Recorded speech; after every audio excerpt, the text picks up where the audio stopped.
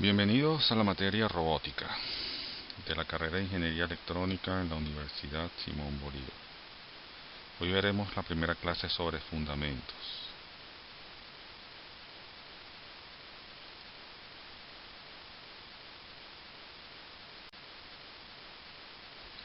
Entre los temas que hablaremos en esta clase están una breve historia de lo que son los robots, la definición de un robot, hablaremos aspectos generales sobre su estructura mecánica y en particular tocaremos el punto de los robots móviles.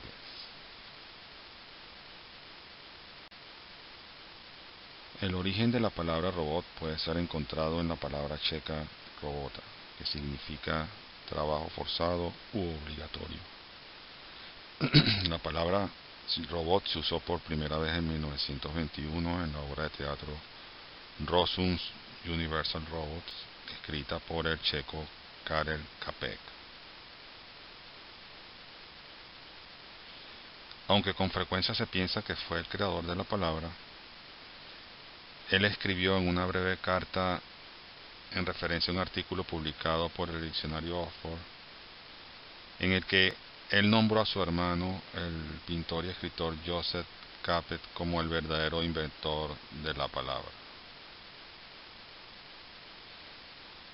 En un artículo publicado en la revista checa Lidové Noviny en 1933, también explicó que originalmente había querido llamar a estas criaturas labori. Sin embargo, no le gustó la palabra, ya que la consideraba demasiado superficial, y buscó el consejo de su hermano Joseph, quien le sugirió roboti. En la obra Rule, un fabricante ficticio de criaturas mecánicas diseñaba robots para reemplazar a trabajadores humanos. Eficientes pero completamente faltos de emociones, se pensaba al principio que estos robots eran mejores que las personas, puesto que hacían lo que se les ordenaba sin preguntar. Al final, los robots se volvieron contra sus amos, acabaron con la raza humana, salvo un solo hombre para que pudiera seguir produciendo más robots. Isaac Asimov, en sus historias de ciencia ficción de los años 40, se imaginaba al robot como un ayudante de la humanidad y postuló 3 reglas básicas para robots. Por lo general, estas se conocen como las leyes de la robótica, aunque de aquel entonces acá han habido modificaciones sobre esto. Estas 3 leyes son las siguientes. Un robot no debe dañar a un ser humano, ni por su inacción dejar que ese ser humano sufra daño. La segunda, un robot debe obedecer las órdenes que le son dadas por un ser humano, excepto si éstas entran en conflicto con la primera ley. Y la tercera ley es un robot debe proteger su propia existencia, a menos que esta ley entre en conflicto con las otras 2 primeras leyes.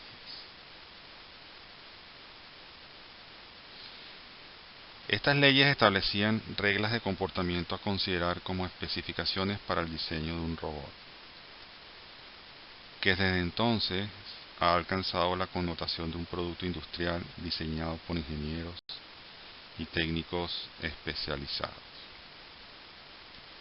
La ciencia ficción ha influido en el hombre y la mujer de la calle, que siguen imaginando al robot como un humanoide que puede hablar, caminar, ver y oír, un aspecto muy parecido al que presentan los robots que aparecen en las películas, tipo Star Wars o Yo Robot, inspirada en las novelas de Asimov. Según una interpretación científica del escenario de ciencia ficción, el robot es visto como una máquina que, independientemente de su exterior, es capaz de modificar el entorno en el que opera. Esto se logra mediante la realización de acciones que están condicionadas por ciertas reglas de comportamiento intrínsecas en la máquina, así como algunos datos que el robot adquiere sobre su estado y sobre su entorno.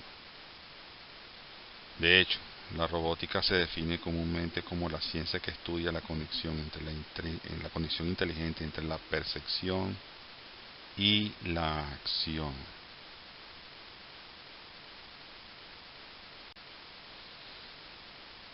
Con referencia a esta definición que acabamos de ver, un sistema robótico es en realidad un sistema complejo, representado funcionalmente por sus múltiples subsistemas. Está el subsistema de control, está el subsistema de actuadores, el brazo robótico como tal o el robot como tal, que vendría siendo una especie de subsistema mecánico, y vendría el subsistema de sensores. El componente esencial de un robot es el sistema mecánico, dotado en general de un aparato de locomoción, si el robot es móvil, con ruedas, orugas, patas mecánicas, y un aparato de manipulación, que es el brazo mecánico, con efectores finales, manos artificiales, engranajes y otras piezas, ¿no? A modo de ejemplo, el sistema mecánico mostrado en la figura consta de dos aparatos de manipulador, dos manipuladores mecánicos, que son los brazos, cada uno de los cuales es transportado en un vehículo móvil.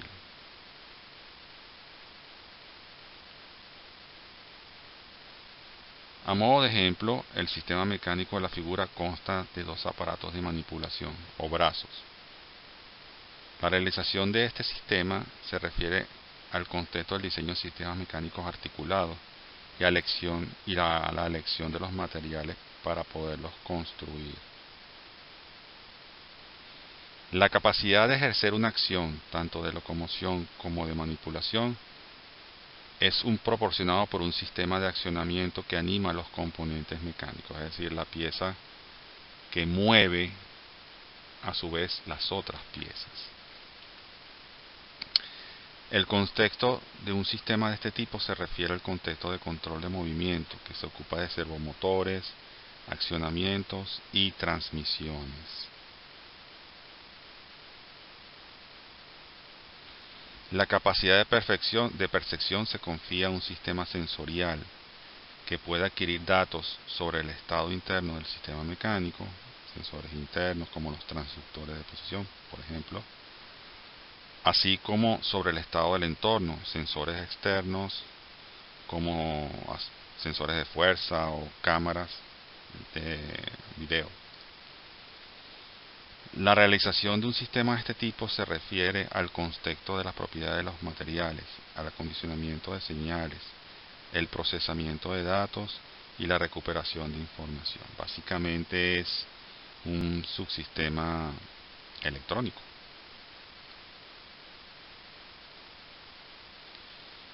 La capacidad de conectar la acción con la percepción de una manera inteligente es proporcionada por un sistema de control que puede comandar la ejecución de la acción con respecto a los objetivos establecidos por una técnica de línea de tareas, como las restricciones impuestas por el robot y el entorno. La realización de un sistema de este tipo sigue el mismo principio de retroalimentación dedicado al control de las funciones del cuerpo humano, posiblemente explotando la descripción de los componentes del sistema robótico, que es lo que se conoce como modelado. El contexto es el de cibernético, que se ocupa del control, la supervisión de los movimientos de los robots, la inteligencia artificial y los sistemas expertos, la arquitectura computacional y el entorno de programación. Dicho esto, se puede reconocer que la robótica es una materia interdisciplinaria en la que hay varias áreas involucradas, el área mecánica, el área de control, la informática y la electrónica. Podríamos decir también que el área de materiales, porque realmente la construcción de un robot implica escoger bien los materiales. La construcción de los sensores también implica escoger bien los materiales basados en ciertos conocimientos de esa ciencia. Es decir, es un área donde involucra mucho conocimiento o quizás equipos interdisciplinarios.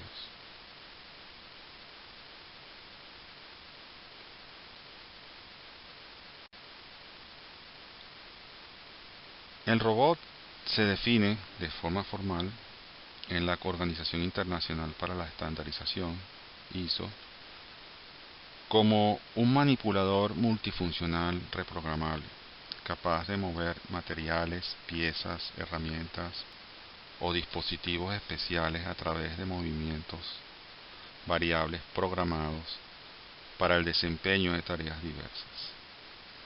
La característica clave de un robot es su estructura mecánica. Los robots se pueden clasificar como aquellos con una base fija, que son robots manipuladores,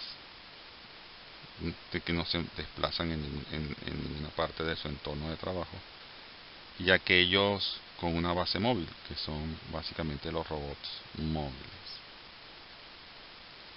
Existen otras definiciones dadas por otras asociaciones, como por ejemplo el Robotics Institute of America, la Japan Industrial Robot Association y la British Robot Association.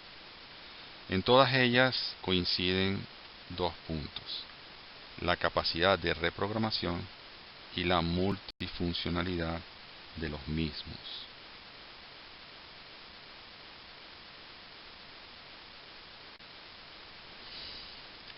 La estructura mecánica de un robot manipulador consiste de una secuencia de cuerpos rígidos, llamados eslabones o enlaces, interconectados por medio de articulaciones.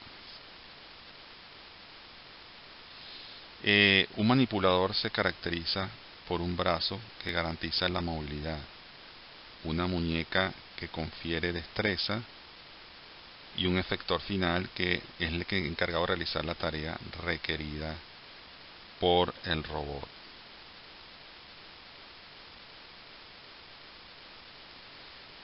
La estructura fundamental de un manipulador es la cadena cinemática en serie o abierta. Desde un punto de vista topológico, una cadena cinemática se denomina abierta cuando hay una secuencia de eslabones que conectan los dos extremos de la cadena. Solamente la secuencia de eslabones, empiezan en el origen y llegan hasta el final del brazo o del manipulador. Alternativamente, un manipulador contiene una cadena cinemática cerrada cuando una secuencia de enlaces forma un bucle. De eso vamos a hablar en las próximas clases. La movilidad de un manipulador está asegurada por la presencia de articulaciones.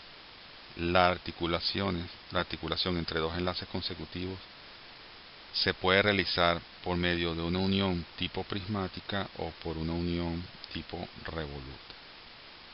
En una cadena cinemática abierta, cada unión prismática o revoluta proporciona a la estructura un único grado de libertad. Las uniones prismáticas dan movimiento de traslación, mientras que las revolutas dan movimientos de rotación. La unión prismática crea un movimiento de traslación relativo entre los dos enlaces, mientras que la articulación revoluta crea un movimiento de rotación relativo entre los dos enlaces. Por lo general se prefieren las uniones revolutas a las uniones prismáticas debido a su capacidad y fiabilidad.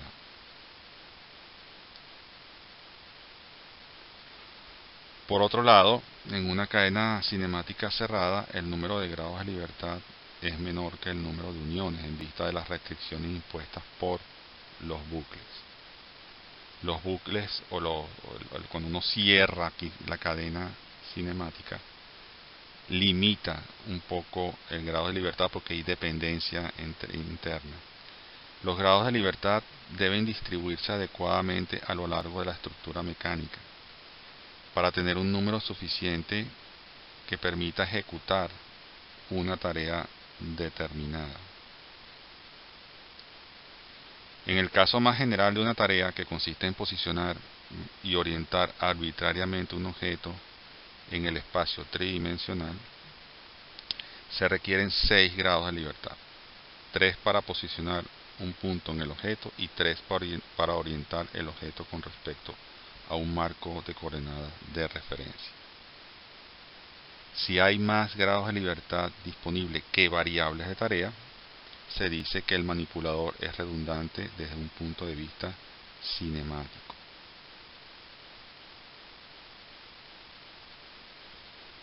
El espacio de trabajo representa la parte del entorno en el cual puede acceder el efector final del manipulador.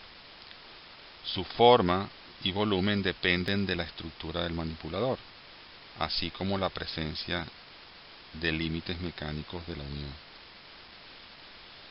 La tarea requerida del brazo es posicionar la muñeca, que luego se requiere para orientar el efector final. El tipo y secuencia de los grados de libertad del brazo, a partir de la articulación base, permite clasificar los manipuladores como cartesianos, cilíndricos, escara y antropomórficos.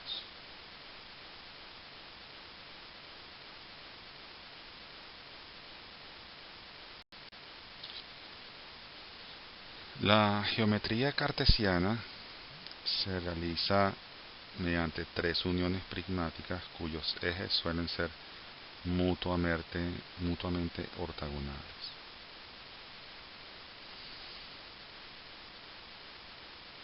Tal como muestra la figura.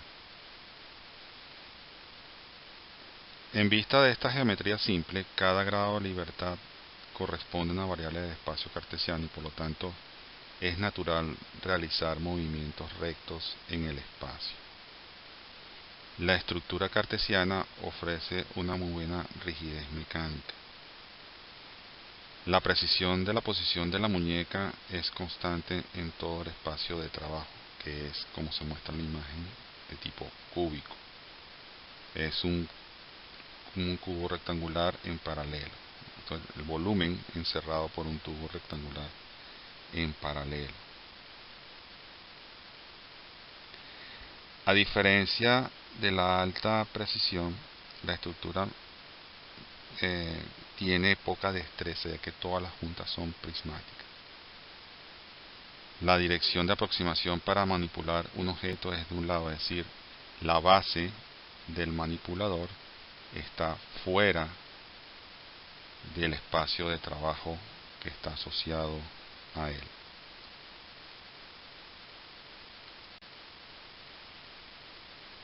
Por otro lado, si se desea acercarse a un objeto desde la parte superior, el manipulador cartesiano se puede realizar mediante una estructura tipo pórtico. Observen cómo es el apoyo del brazo o del manipulador, ¿verdad?, con estructuras laterales, y luego ese apoyo se traduce en el desplazamiento horizontal, vertical y de profundidad que se muestra en la imagen.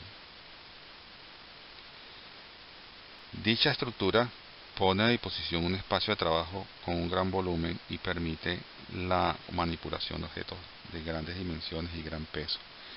Esto se usa mucho, por ejemplo, cuando se quieren mover como tipo grúa objetos pesados como motores o cargas muy pesadas, levantándolos y desplazándolos a lo largo y lo ancho de un espacio de trabajo. Los manipuladores cartesianos se emplean para la manipulación y el montaje de materiales. Los motores que accionan las articulaciones de manipulación cartesiana pueden ser eléctricos y en ocasiones neumáticos. Ya vamos a hablar sobre ese tema más adelante, lo que son los actuadores eléctricos, neumáticos e hidráulicos.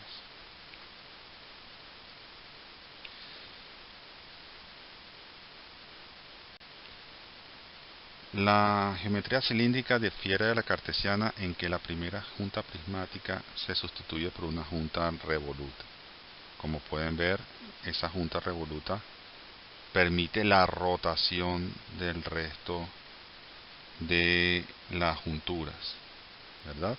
Creando un espacio de trabajo no rectangular, sino semicilíndrico de alguna forma, ¿no? Si la tarea se describe en coordenadas cilíndricas, en este caso cada grado de libertad también corresponde a una variable del espacio cartesiano. La estructura cilíndrica ofrece una buena rigidez mecánica. La precisión de la posición de la muñeca disminuye a medida que aumenta el trazo horizontal o el desplazamiento horizontal.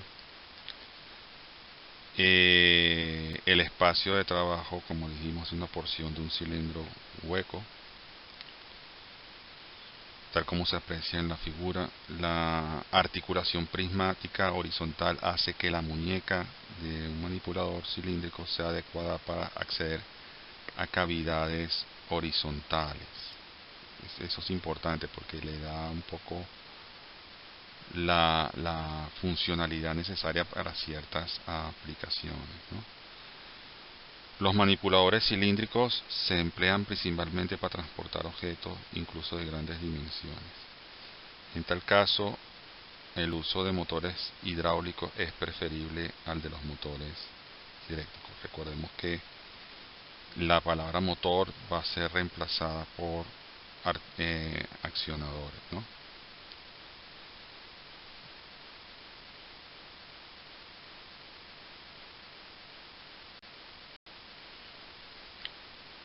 La geometría esférica difiere de la cilíndrica, que acabamos de ver, en que la segunda junta prismática se sustituye por una juntura revoluta. O sea que tenemos dos movimientos de rotación posibles dentro del manipulador. Cada grado de libertad corresponde a una variable de espacio cartesiano siempre que la tarea se describa en coordenadas esféricas. La rigidez mecánica es menor que las dos geometrías anteriores y la construcción mecánica es más compleja. La precisión de la posición de la muñeca disminuye a medida que aumenta la carrera radial o el desplazamiento radial. El espacio de trabajo, tal como se muestra en la figura, es una porción de una esfera hueca. También puede incluir la base del soporte del manipulador dentro de ese espacio de trabajo y por lo tanto puede permitir la manipulación de objetos en el suelo. Los manipuladores esféricos se emplean principalmente para tareas de mecanizado, de crear piezas mecánicas. Los actuadores que se suelen utilizar en estos tipos de manipuladores son los eléctricos.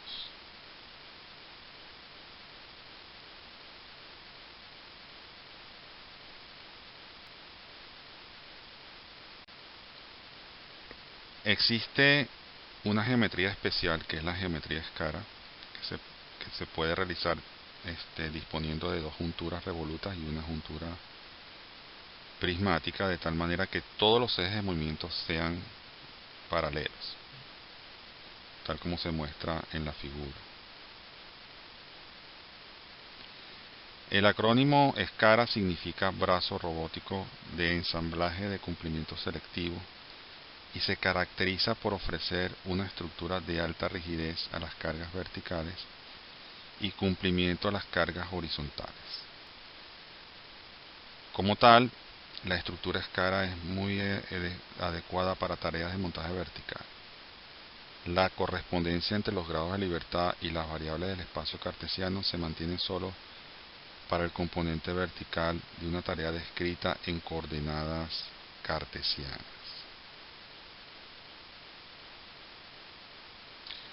La precisión de la posición de la muñeca disminuye a medida que aumenta la distancia de la muñeca desde el primer eje articular. El manipulador SCARA es adecuado para la manipulación de objetos pequeños. Las articulaciones son accionadas generalmente por motores eléctricos.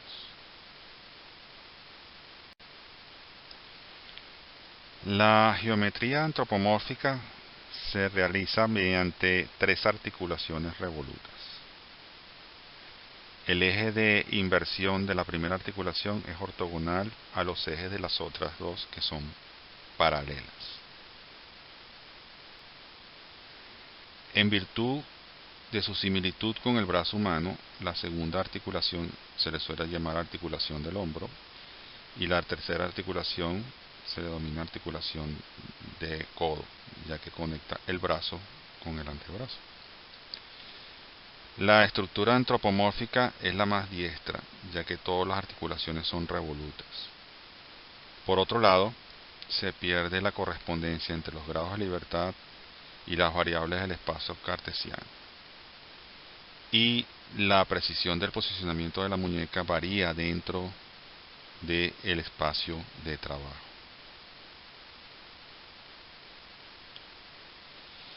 Este espacio de trabajo es aproximadamente una porción de una esfera y su volumen es grande en comparación con la limitación que introduce el manipulador. Las articulaciones suelen ser accionadas por motores eléctricos. Y la gama de aplicaciones industriales con los manipuladores antropomórficos pues es bastante amplia.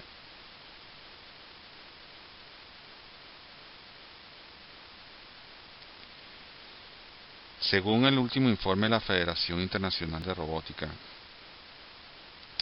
el 59% de los manipuladores de robots instalados en todo el mundo tenía geometría antropomórfica. El 20% aproximadamente tenía geometría cartesiana. El 12% tenía geometría cilíndrica y el 8% tenía geometría escala. Esto va cambiando con el tiempo y con el paso y con el desarrollo de nuevas tecnologías para construir robots, por supuesto. Todos los manipuladores anteriores tienen una cadena cinemática abierta. Siempre que se requieran cargas útiles más grandes, la estructura mecánica tendrá una mayor rigidez para garantizar una precisión de posicionamiento comparable.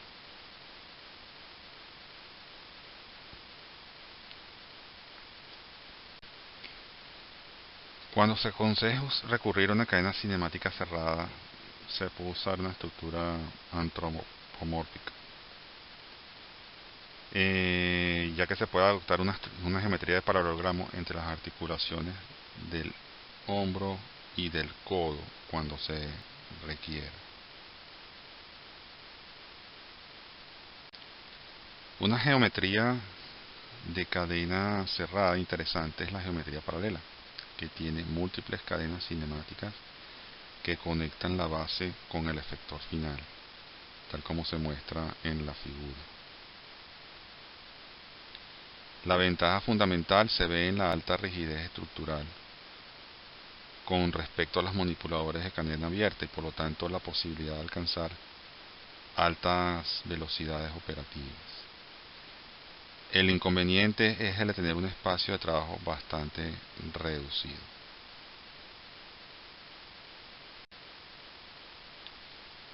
La geometría ilustrada en la figura es el de tipo híbrido, ya que consta de un brazo que tiene una cadena cinemática en paralelo, pero además tiene cadenas cinemáticas en serie. Esta estructura es adecuada para la ejecución de tareas de manipulación que requieren grandes valores de fuerza a lo largo de la dirección vertical.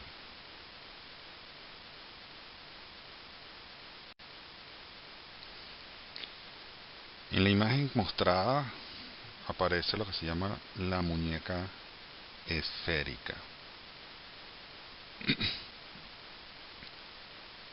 Las estructuras de manipulador representadas anteriormente son necesarias para posicionar la muñeca, que luego es necesaria para orientar el efector final del manipulador.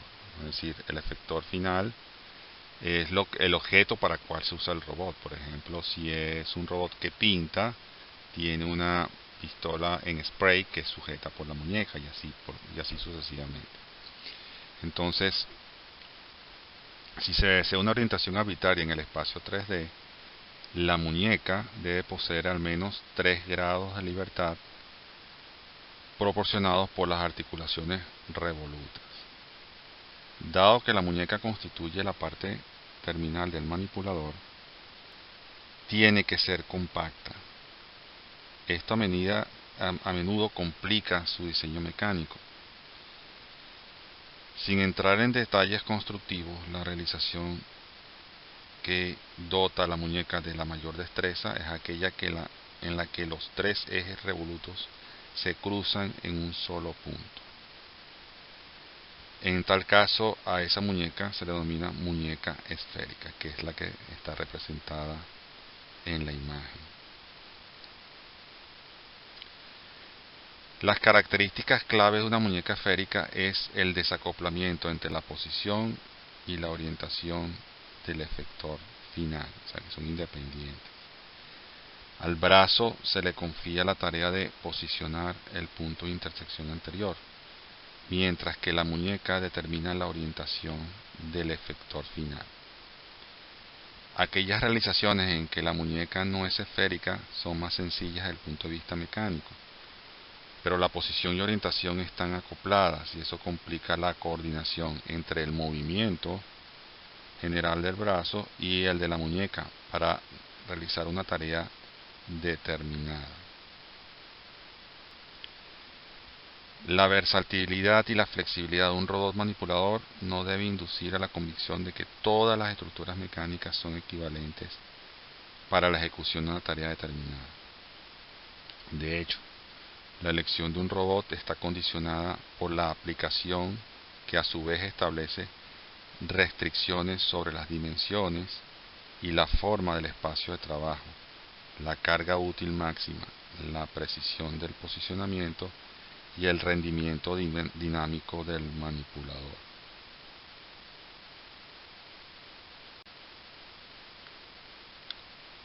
Ahora hablaremos un poco sobre los robots móviles.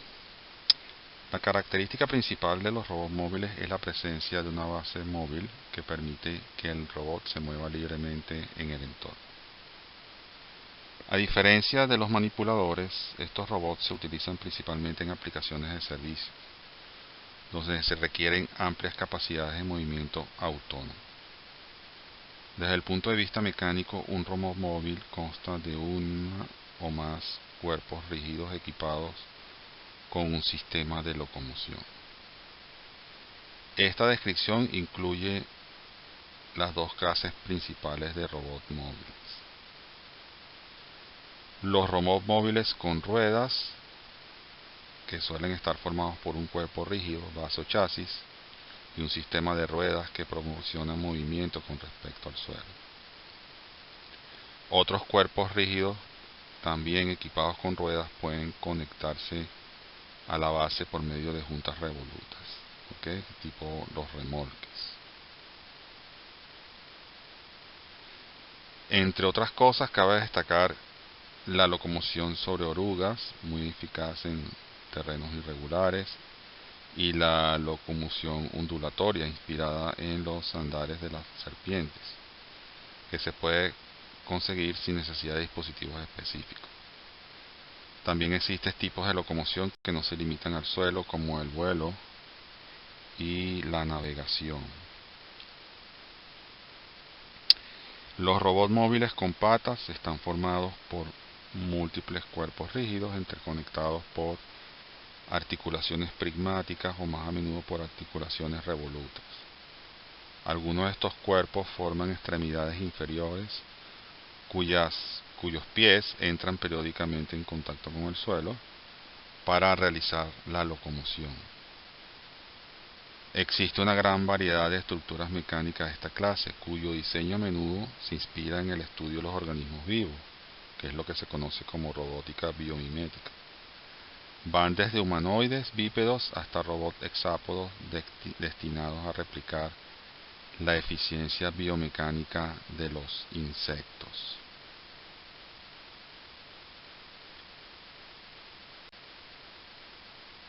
A continuación, solo se consideran los vehículos con ruedas, ya que representan la mayoría de los robots móviles que se utilizan realmente en las aplicaciones.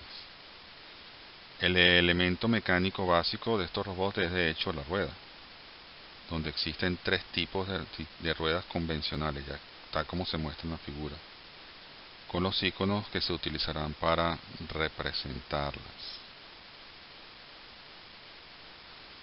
La rueda fija puede girar alrededor de un eje que pasa por el centro de la rueda y es ortogonal al plano de la rueda. La rueda está rígidamente unida al chasis, cuya orientación con respecto a la rueda es por lo tanto constante. La rueda direccional tiene dos ejes de rotación. La primera es igual que una rueda fija, mientras que la segunda es vertical y pasa por el centro de la rueda. Esto permite que la rueda cambie su orientación con respecto al chasis. La rueda giratoria tiene dos ejes de rotación, pero el eje vertical no pasa por el centro de la rueda, desde el cual se desplaza por un desplazamiento constante. Tal disposición hace que la rueda gire automáticamente, alineándose rápidamente con la dirección de movimiento del chasis. Por lo tanto, este tipo de rueda se introduce para proporcionar un punto de apoyo que afecte el equilibrio estático sin dañar la movilidad de la base. Por ejemplo, las ruedas giratorias se usan comúnmente en carritos de compras, así como en sillas con ruedas. La variedad de estructuras cinemáticas que se pueden obtener combinando estas tres ruedas convencionales es muy amplia. A continuación, se examinan brevemente los arreglos más relevantes.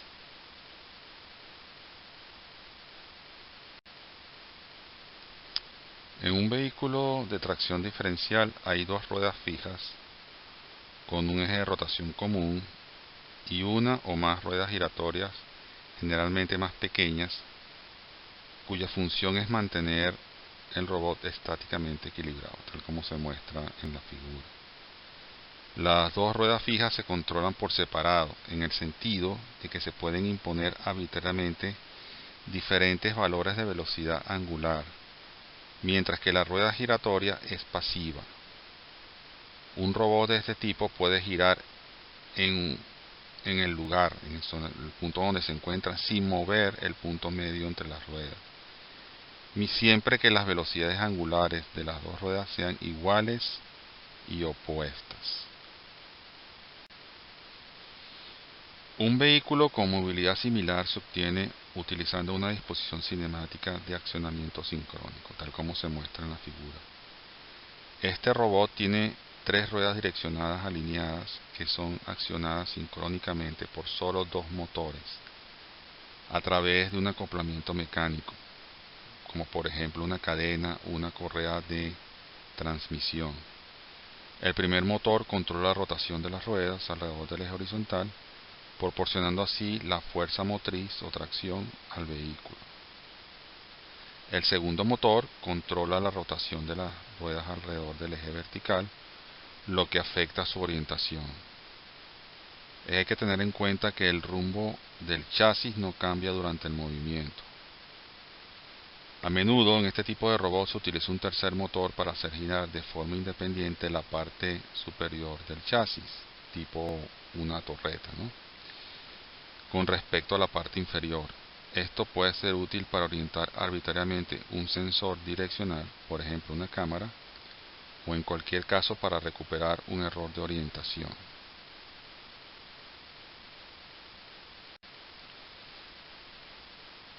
En un vehículo triciclo hay dos ruedas fijas montadas en un eje trasero y una rueda direccional en la parte delantera. Las ruedas fijas son accionadas por un solo motor que controla su tracción, mientras que la rueda direccional es accionada por un solo motor que cambia su orientación, actuando entonces como un dispositivo de dirección. Alternativamente, las dos ruedas traseras pueden ser pasivas y la rueda delantera puede proporcionar tracción, además de dirección. En el caso de un vehículo similar a un automóvil, se tienen dos ruedas fijas montadas en un eje trasero y dos ruedas direccionales montadas en un eje delantero, tal como se muestra en la figura. Al igual que en el caso anterior, un motor proporciona tracción delantera o trasera, mientras que el otro cambia la orientación de las ruedas delanteras con respecto al vehículo. Vale la pena señalar que para evitar el deslizamiento de las dos ruedas delanteras, deben tener una orientación diferente cuando el vehículo se mueve a lo largo de una curva. En particular, la rueda interna está ligeramente más dirigida con respecto a la externa. Esto está garantizado por el uso del dispositivo específico conocido como dirección Ackermann.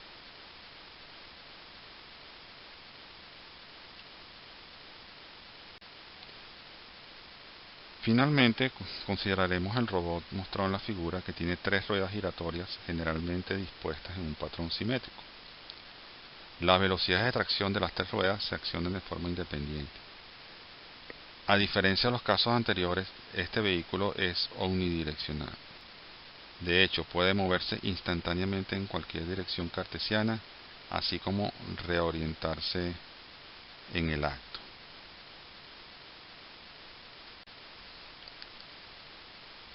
Además de las ruedas convencionales anteriores, existen otros tipos especiales de ruedas, entre las que se destaca la rueda Mecanum, que se muestra en la figura. Se trata de una rueda fija con rodillos pasivos colocados a lo largo de la llanta externa. El eje de rotación de cada rodillo puede estar inclinado 45 grados respecto al plano de la rueda. Un vehículo equipado con 4 ruedas de este tipo, montadas en pares en dos ejes paralelos, también es omnidireccional. La distribución del par de tracción en las dos ruedas debe tener en cuenta el hecho de que en general se mueven a diferentes velocidades. El mecanismo que distribuye equitativamente la tracción es el mecanismo diferencial.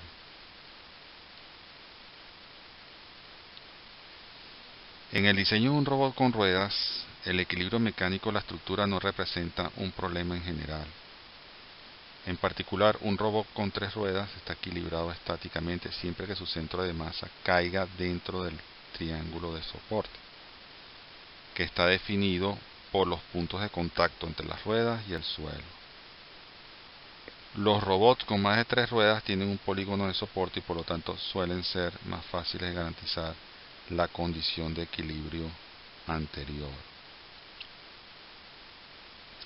Sin embargo, hay que tener en cuenta que cuando el robot se desplaza por terrenos irregulares, es necesario tener un sistema de suspensión para mantener el contacto entre cada rueda y el suelo.